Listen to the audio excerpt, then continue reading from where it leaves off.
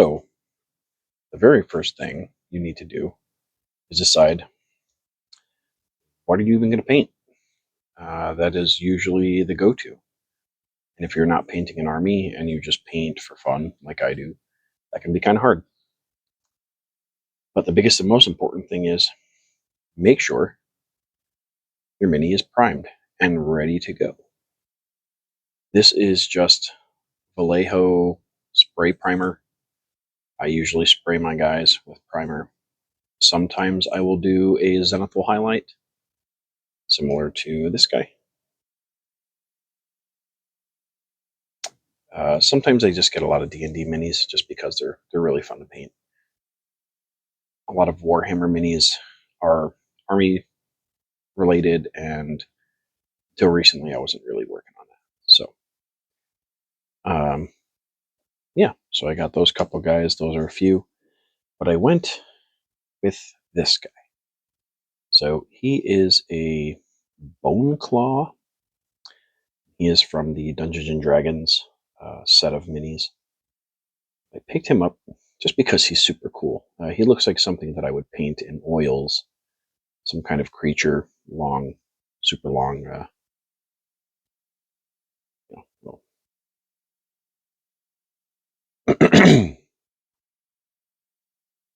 super long fingers with nails, and more skeletal features. He didn't have the pauldrons. I actually threw those on there just because I thought it's not really a kit bash, but it just adds a little something more. Imagine this guy without him. Just looking at him now, give you a kind of a close up, a little bit more close up here, and I threw those on there. He just looks a little beefier. So he, in my opinion, looks way better with these. And so this is what I chose. Again, make sure that your mini is primed. I had actually primed this guy, not thinking that I was going to do anything more. The next thing you're going to want to get yourself is a wet palette. This is a wet palette. I'm sure many of you watching this probably already know what a wet palette is, but for those of you who don't, a wet palette is a palette that you can store and keep. Essentially what you're using is you can probably see that, a sponge, water, underneath a very rigid and water receptible piece of parchment. Essentially, this parchment will hold this pigment on here. Some of this stuff is old, and I have used it on some of the minis, like I'm painting this guy with it. So some of the pigment you see on here is used to paint him, Wet palette is really important in this craft, and the reason for that is most of the time when we're painting, we're trying to use thin coats. In the oil painting world, we kind of have a rule, fat over lean. I would say in the mini painting world, we want lean against lean. We just want lots of thin layers and continue to coat thin layers. Or sometimes we build up chunky layers over top of thin layers. But there's still something very similar to oil painting. You want your paints wet. Some of these paints have been on this palette for maybe 2 weeks, and as you can see there, I have my finger in it, it's still wet. So that's what it does. It prolongs the life of your paints. This is definitely still wet. Yeah, I can tell that's wet just by looking at it. See, orange. I haven't used this orange in about a week. It's still nice and wet for you. And one of the beauties of this, and this is something that maybe some people won't tell you, this paper can be reused.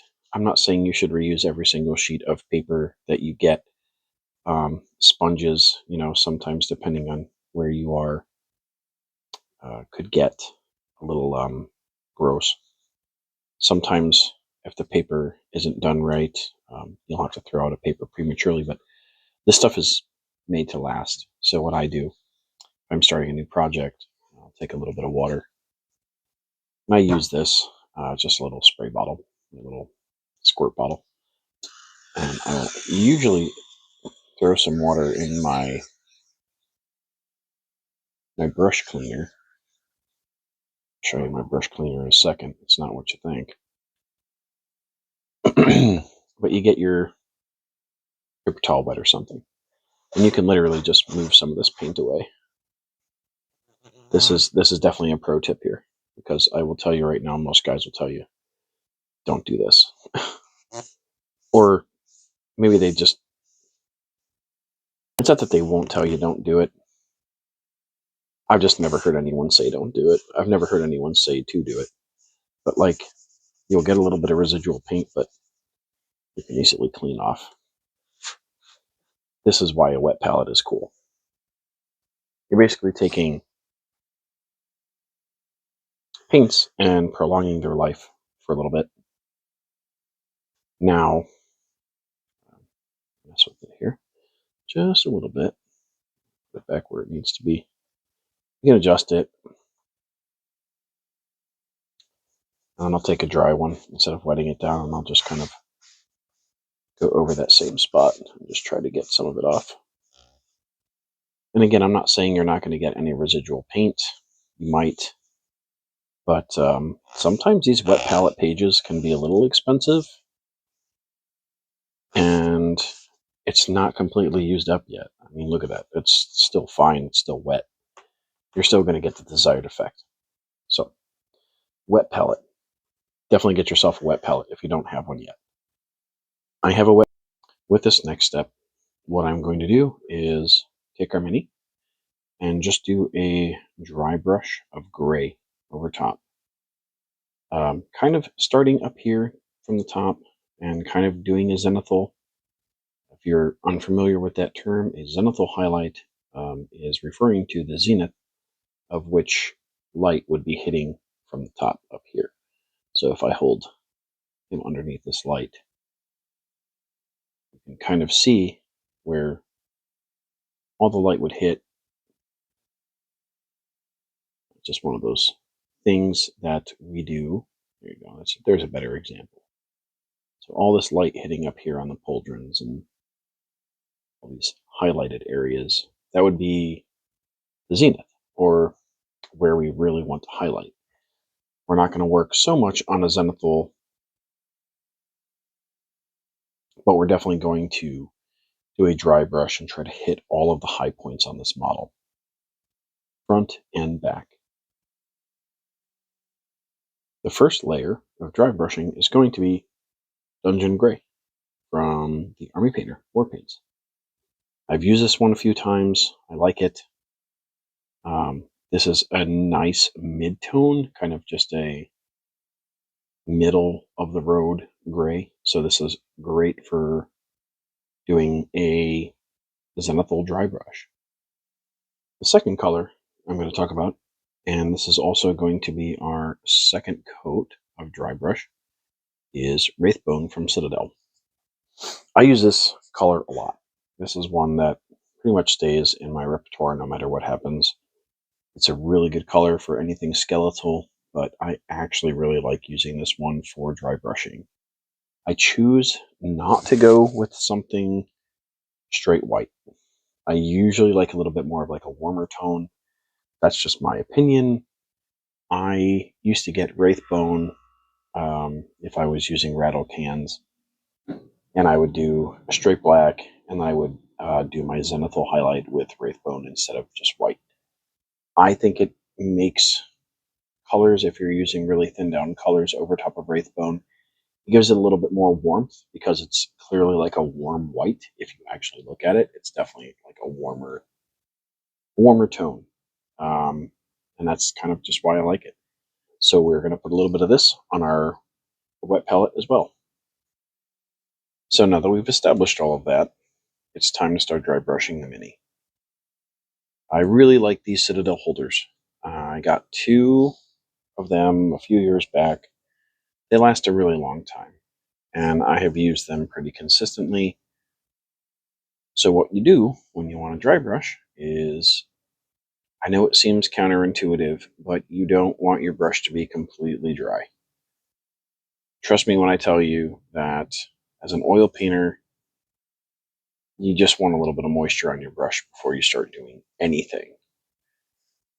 What I do is I just kind of push it into the sponge on my wet palette, if I can get away with it.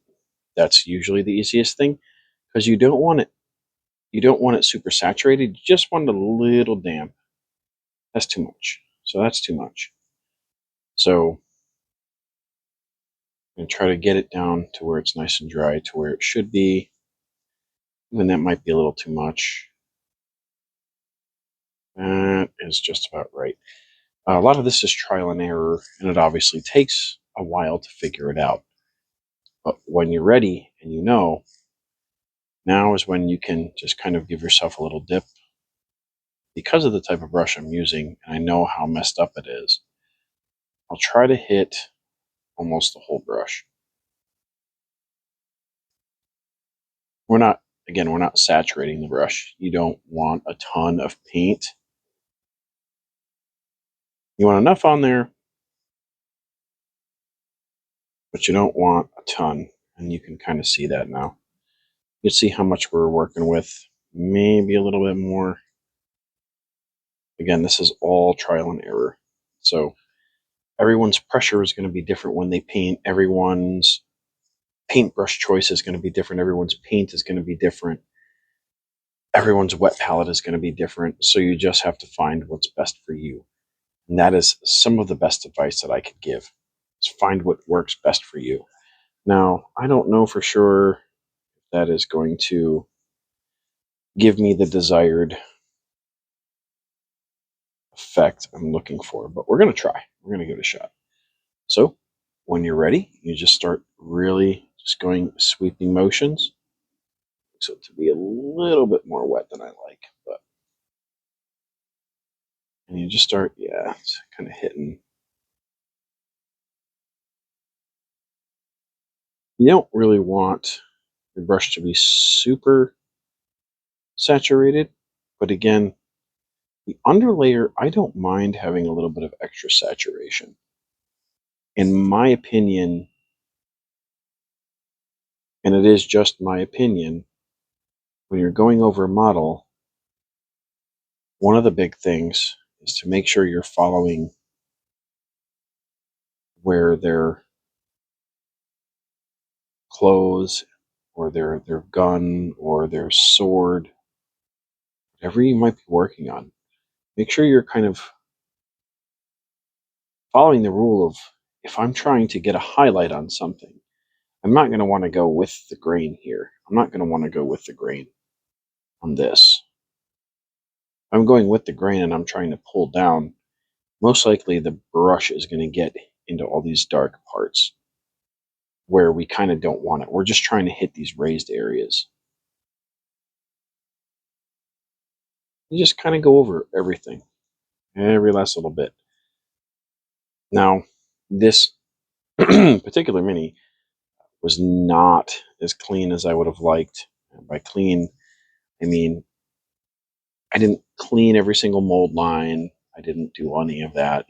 I cleaned some of the mold lines. I made them as clean as I thought I wanted him. It was good enough for the video, so that was really what I was doing. Then, if you really, really want a dry brush, you can always get a different brush, pick up some paint, and then really, really go to town with the dry brush. I didn't wet this one down. We'll see the different effect probably. See, already I kind of like not having the wet brush, but there are reasons for keeping the wet brush the way that it is. When you see the finished product from the dry brush here, and again, I'm trying to just go all over everything with this, kind of hitting every point that I can that should be hit. I'm not going to hit down in here.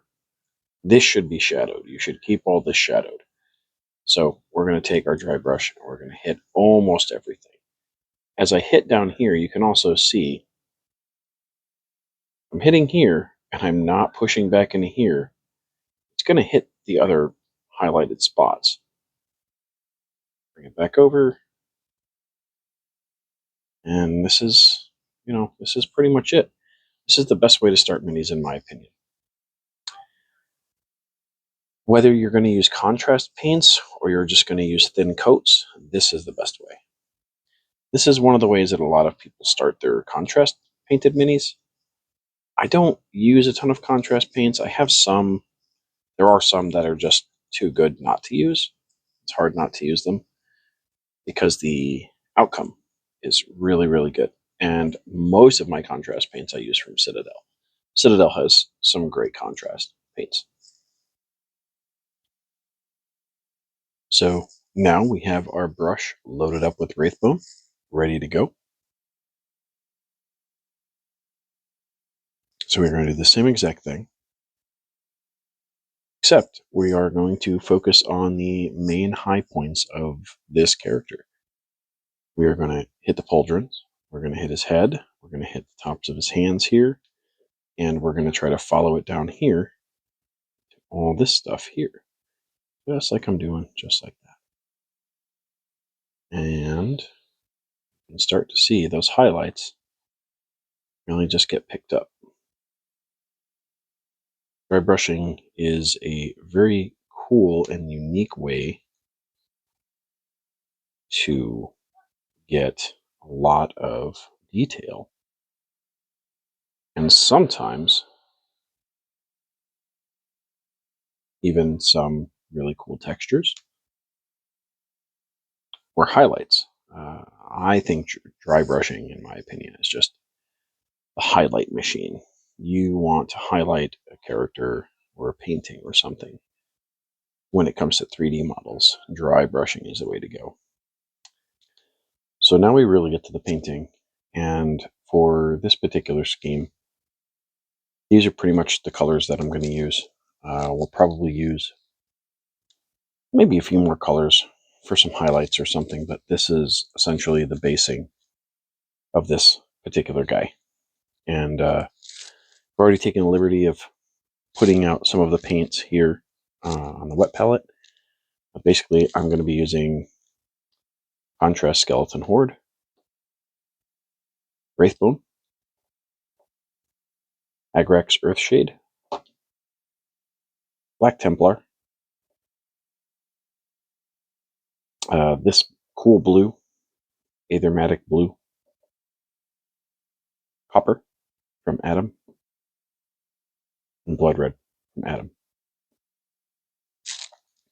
Very first color that we're going to do is Wraithbone, and we are going to put Wraithbone anywhere where there's not armor or, and yes, I have it thinned down pretty well, and part of that reason is because we are going to end up using a contrast paint once we have our base coat down.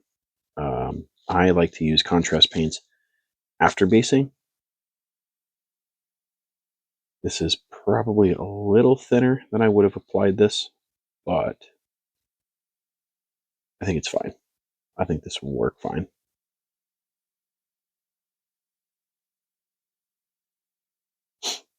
So we're just kind of applying this as best as we can to all of the areas of exposed skin or flesh or whatever little, flesh bits that this guy has. Now for the next part, we're going to be using our Black Templar contrast. This is one of my go-to contrasts, and the reason for that is when you do any sort of zenith highlight or zenithal highlight or black and gray dry brush, you end up with this really, really nice receded black. And we're not going to go all the way down here because what we're going to do is we're going to use This is my first time really trying this, is using another contrast paint.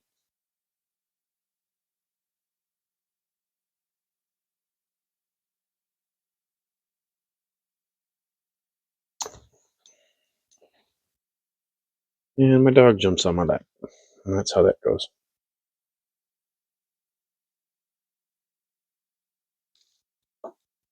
I wanted this to seem a little bit more magical. And yeah, I just touched him all over his contrast paint, and that's fine. But he has all of these little neat little wispies kind of coming off of him. So I felt like more of like a magical color. And then going into the black would look really, really nice. And I guess we'll see here in a sec. My theory was right. Or is that black just going to be too much, too strong, and not really let us see that blue at work? Looks okay from my angle.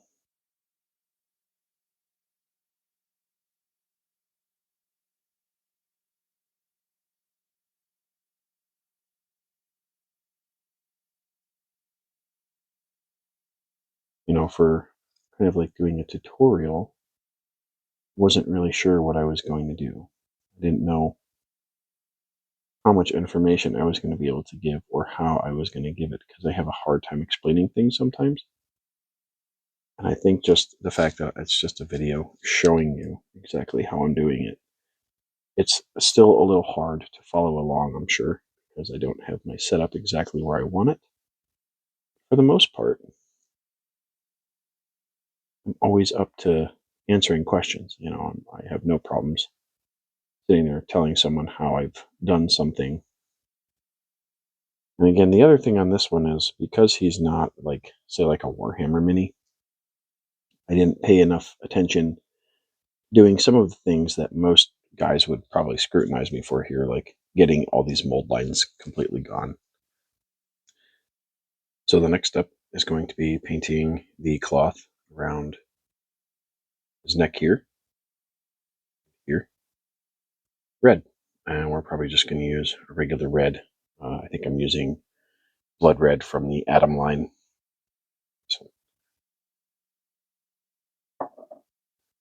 So as soon as you're done doing that, we'll go to the next one. And when you're done, it should look something like this.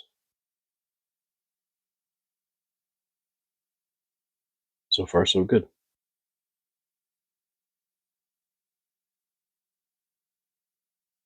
Now for this next bit, I will be using another contrast paint from the Citadel color line, and this is Skeleton Horde.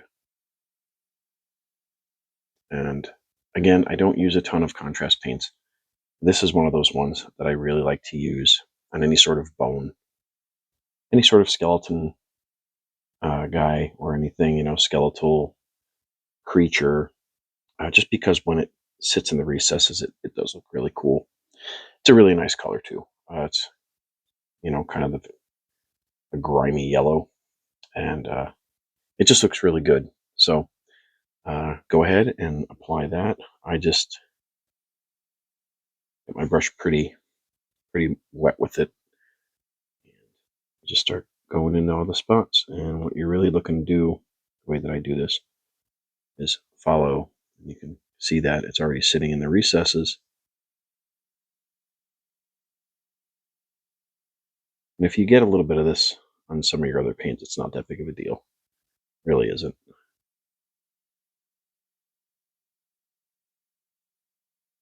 You can already see that. That's why I like this. It catches all the recesses in just the right area, and it just makes it look really old and weathered. Again, I don't know why this guy has like a six-pack. You can see it. He put this stuff on there. Look at that. How's Homeboy got a six-pack in there? Come on. I don't get that, but whatever. Dude's been doing reps. So you just apply this all over any of the spots that are flesh or bone, I guess. Any of the spots it's not, you know. It should really look cool on the recesses in his back too. And then when this dries, you'll have another really great effect. I'll goop it on in some areas, so some of that red wasn't quite dried there yet, and that's fine. Just gonna mix with that contrast paint.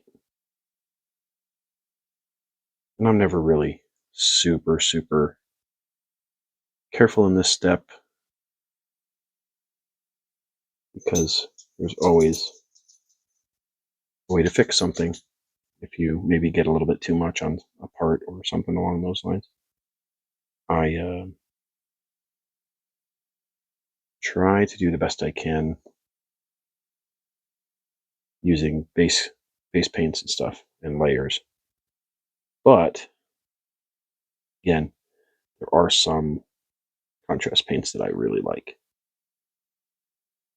And this is a go-to for me. Anytime I'm working on undead creatures, or I'll even use this one for Nurgle because it's just kind of dead looking. You know, it just kind of I don't know how to describe it.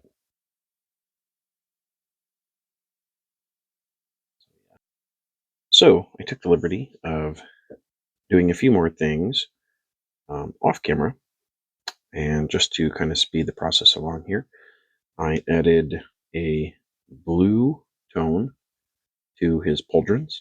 I added some extra layers of blue to his little wisps coming off of his cloak, as well as a dry brush of that blue. He now has his actual bone colored claws back, which will be getting bloody here in a little bit. And I've added the brass up on the pauldrons and the bone color protruding from that. So this is where we are currently at. Next, we're going to use Agrax Earthshade, and we are going to give him a couple little spots of that, probably over the red. We're going to do some Agrax Earthshade back in here in some of these recesses. His arms don't need it. His head doesn't need it. We might put a little bit on this cowl or hood or whatever, and also maybe just little tiny bits here. We don't need to go crazy with this, just a little bit. You know, some people just drowned their mini in it. I like to get a little bit on. That's almost too much. There, if you can see that. A lot on there. But this stuff looks awesome when it dries. So what I'll do is I'll just lift some of the stuff that was already there. I'll also put a little bit on these guys here too. If we're comparing this guy to a normal skull, I don't think that those skulls are human. I think that they are strictly meant to look decorative. Same thing over here.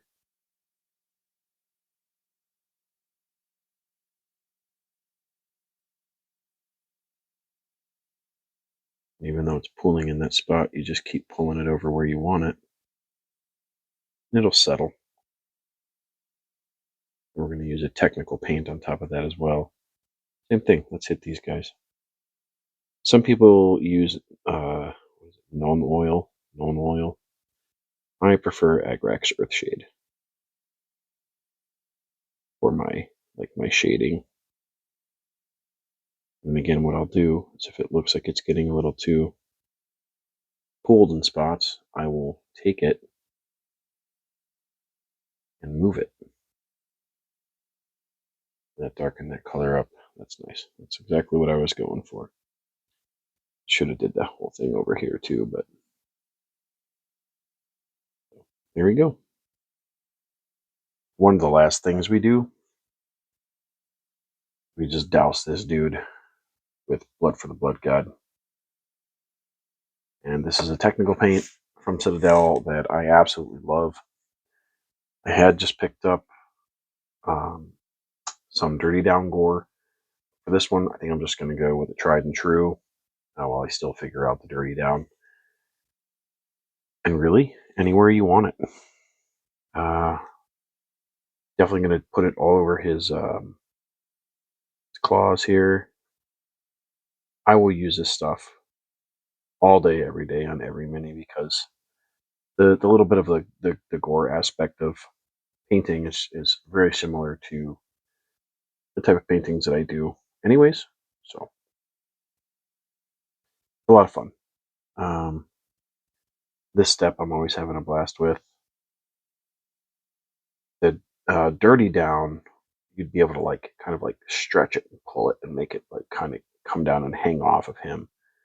Maybe I can show that really quick, but it dries super quick. I don't know how to describe what it's like. It's different for sure. I don't want to actually put any on him there. Put it down by his mouth or something. Chomping on something kind of gnarly. That works. I like that.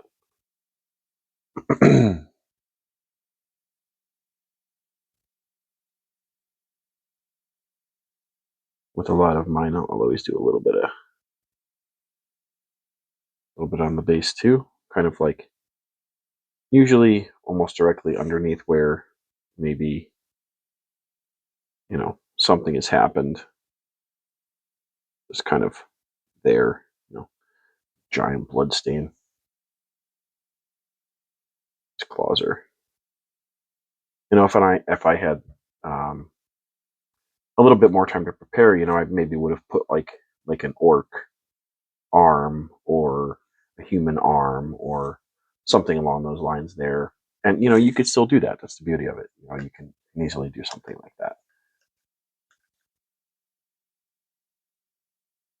But for me, this is just again, this is just kind of trying to do a really easy paint scheme to show you guys how I paint my minis and possibly give you guys some examples of how you can paint yours.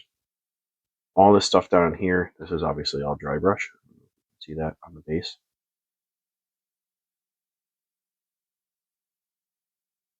It's all just a red undertone. What I had used initially was Bloody Land diorama from AK, the stuff. And it came out, it's really gritty, like sandy. See that? It's really gritty and sandy. But it's just so bright. I was expecting something a little deeper and darker. So if you go over it with black, especially like a thin down black, you go over it with like a thin down black, and then go over it with some dry brushing with some gray, you get that really nice effect there. So that was just something that I happened to do, and it kind of made sense. And so I do that often now.